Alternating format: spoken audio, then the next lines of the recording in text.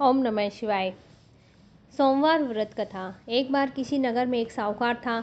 उसके घर में धन की कोई भी कमी नहीं थी, लेकिन कोई संतान न होने के कारण वह बहुत ही दुखी था। संतान प्राप्ति के लिए वह हर सोमवार को व्रत रखता था और पूरी श्रद्धा के साथ शिव मंदिर जाके भगवान शिव और माता पार्वती की पूजा करता था। उनकी भक्ति को देखकर एक दिन माँ पार्वती प्रसन्न होकर भगवान शिव से साहूकार की मनोकामना पूर्ण करने का निवेदन किया। पार्वती जी के आग्रह करने पे भगवान शिव ने कहा कि हे पार्वती, इस संसार में हर प्राणी को उसके कर्मों का फल मिलता है और जिसके भाग्य में जो हो उसे भोगना ही पड़ता है।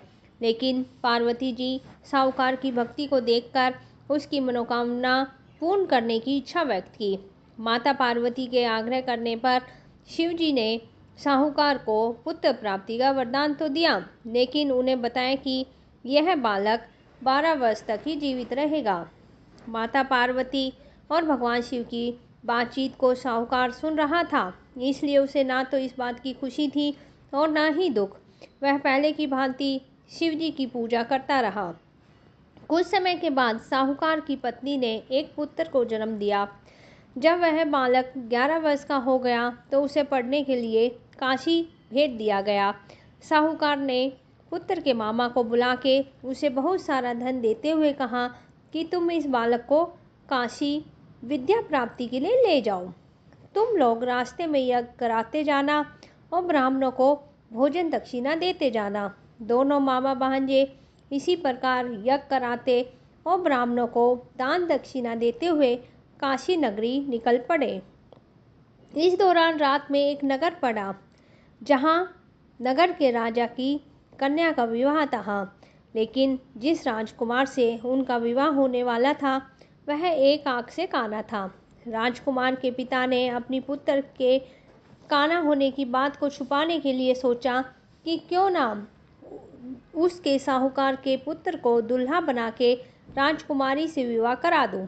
विवाह के बाद इसको धन देकर विदा कर दूंगा। राजकुमारी को अपने नगर ले जाऊंगा। लड़के को दूल्हे के वस्त्र पहना के राजकुमारी से विवाह तो करा दिया गया। साहूकार का पुत्र ईमानदार था, उसे यह बात सही नहीं लगी, लेकिन उसने अवसर पाके राजकुमारी के दुपट्टे पे लिख दिया कि तुम्हारा विवाह तो मेरे साथ हुआ है, लेकिन जिस राजकुमार के संग तुम्हें भेजा जाएगा वह एक आंख से काना है। मैं तो काशी पढ़ने जा रहा हूँ। जब राजकुमारी ने चुन्नी पर लिखी बातें पढ़ी तो उसने अपने माता पिता को यह बात बताई। राजा ने अपनी पुत्री को विदा नहीं किया, फिर बारात वापस चली गई। दूसरी ओर साहूकार का लड़का और उसका मामा काशी पहुंच गए और वहां जाके उन्होंने यज्ञ किया। जिस दिन लड़का 12 वर्ष का हुआ उस दिन भी यज्ञ का आयोजन था। लड़के ने अपने मामा से कहा, मेरी तबीयत कुछ ठीक नहीं है। मामा ने कहा, तुम अंदर जाके आराम कर लो। शिवजी के वरदान अनुसार कुछ ही देर में उस बालक के प्राण निकल गए। मृत भांजे को देख उसके मामा ने विलाप करना शुरू कर दिया। संयोगवश उसी समय शिवजी और पार्वती उधर से जा रहे थे। पार्वती माता ने भोलेनाथ से कहा, स्वामी, मुझे इसके रोने का स्वर सहन नहीं हो रहा है। आप इस व्यक्ति के कष्ट को अवश्य दूर कीजिए। जब शिवजी मृत बालक के समीप गए तो वह बोले कि यह उसी साहूकार का पुत्र है जिसे मैंने 12 वर्ष का आयु का वरदान दिया था। अब इसकी आयु पूरी हो चुकी है। लेकिन मातृभाव से विभोर माता पार्वती ने कहा कि हे महादेव, आप इस बालक को और आयु देने की कृपा करें, अन्यथा इसके वियोग में इसके माता पिता भी तड़प तड़प के मर जाएंगे। माता पार्वती के पुनः आग्रह करने पर शिवजी ने उस लड़के को जीवित होने का वरदान दिया। शिवजी की कृपा से वह लड़का जीवित हो गया और शिक्षा पूरी करके लड़का मामा के साथ उसी नगर के समीप चले गए। दोनों चलते चलते उसी नगर में पहुंच गए जहां उसका विवाह हुआ था। उस नगर में भी उन्होंने यज्ञ का आयोजन किया। उस लड़के के ससुर ने उसे पहचान लिया और महल में ले जाके उसकी खातिरदारी की और अपनी पुत्री को विदा किया। इधर साहूकार और उसकी पत्नी भूख प्यासे रह के बेटे की प्रतीक्षा कर रहे थे।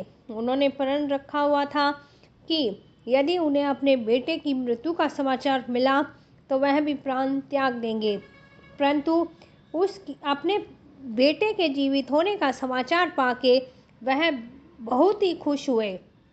उसी रात भगवान शिव ने साहूकार के सपने में आके कहा, हे श्रेष्ठी, मैंने तेरे सोमवार के व्रत करने और व्रत कथा सुनने से प्रसन्न होकर तेरे पुत्र को लंबी आयु प्रदान की है।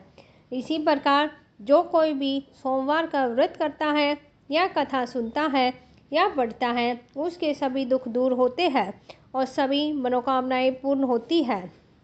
ओम नमः शिवाय।